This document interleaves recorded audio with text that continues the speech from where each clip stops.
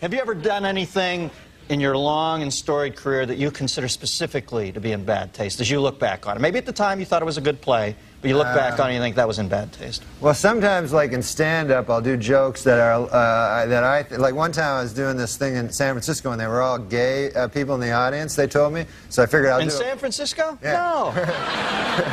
So I figured I'd do stuff about gay people so that they could relate to it. Yeah, it's warm up. Right. They love that. And so I was talking about, because I went to this gay pride parade, and I saw in it there were these old men and old ladies like with these signs that said, "We are proud of our gay son," you know? And so I was saying, that's an odd thing to be proud of, you know, because it's not an achievement, you know? It's not like something you work all your life to be gay or anything like that. And I just wondered, I had a hard time believing that these 50, 60-year-old men are actually bragging, you know, at work like they're, "Hey, Bill, you know, my kid, oh my God, we're proud of him, Johnny. He graduated from Harvard, you know, first in his class, you know what I mean? Now he's articling over at a law firm, and, oh yeah, he loves cock." You know? This kid. He can't get enough cock in his mouth, his ass, his kid's always cock. I got a picture of the boy here sucking another man's cock. I want to show it to you. To watch the maturation of you as an artist, to realize it took you 9.5 minutes to get around to the sucking cock stuff. It's beautiful to see you comfortable in your own skin, Normie. Although my buddy, I did want to say one thing about my buddy Richie, who has a disease, and but it's an interesting disease he has. He has the disease of alcoholism. And he came to me, you know, and he told me, and I like to look, I'm the kind of guy who likes to look at the bright side of things, you know. So I told him, I said, "Richie, it's true that you have a disease and everything, but I think you got the best one."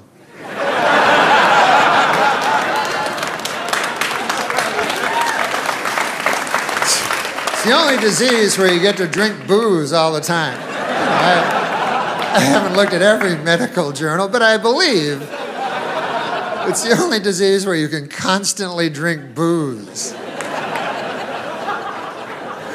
As a matter of fact, that is the disease. You know, and I don't think Richie would think if he had a disease. Like, I don't think Richie would go to my Uncle Bert, go, "Hey, I understand you got bowel cancer. Ah, man, I know how you feel. I gotta drink a lot of booze. Those diseases, they're tough, those diseases, huh, Uncle Bert?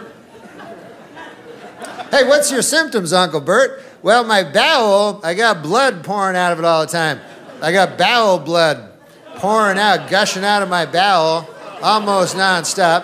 And I got searing, clawing pains, ripping, tearing, you know, mind-screeching bowel pains. And they're combined with aching, dull, soul-deadening bowel pain. Those are basically my symptoms. How about you? I get happy. And, you know, I tend to be able to talk to people easier, I find.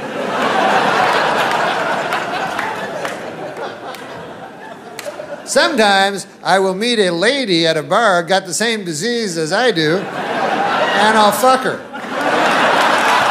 But that's in the latter stages of the disease, Uncle Bert. You gotta realize that. You know what I mean, Uncle Bert?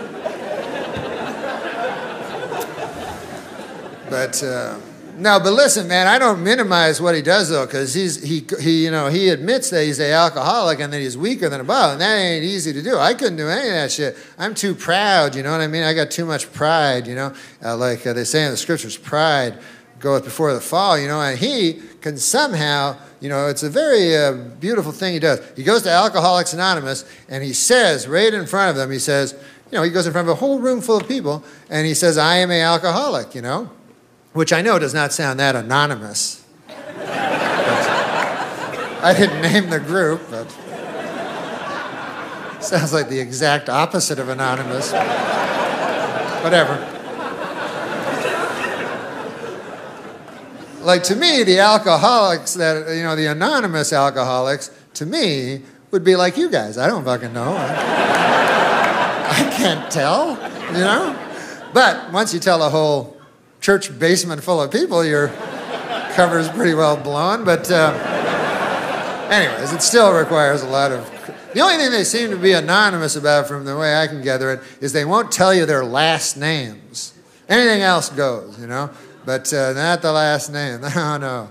Sometimes they'll say the first, like they'll go, I am Richie and I am an alcoholic, or the first initial. They'll say, my name is Richie K and I am an alcoholic. Then anything goes. They're like, one time I remember I was under the influence of the demon rum and I started punching my newborn in the face.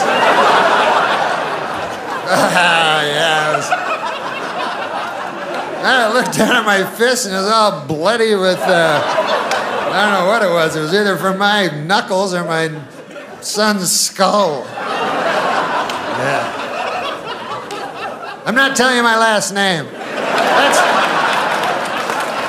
That's none of your beeswax. As far as I'm concerned, a man should have a little, you know. Did I ever tell you about the time I blew a dog for a pint of gin? Ever tell you that?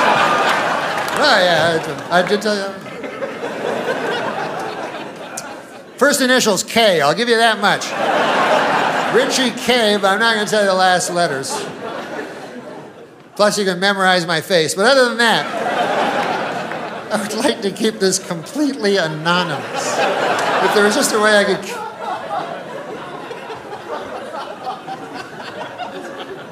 And what better way to keep a secret when you think about it than tell a room full of drunks? That's not going any place, you know? As soon as the guy has a relapse, hey, Richie blew a dog for a pint of gin. He told a whole bunch of us. I mean, I understand the dog had some gin. What are you going to do? Oh, yeah. Richie K. You know Richie K?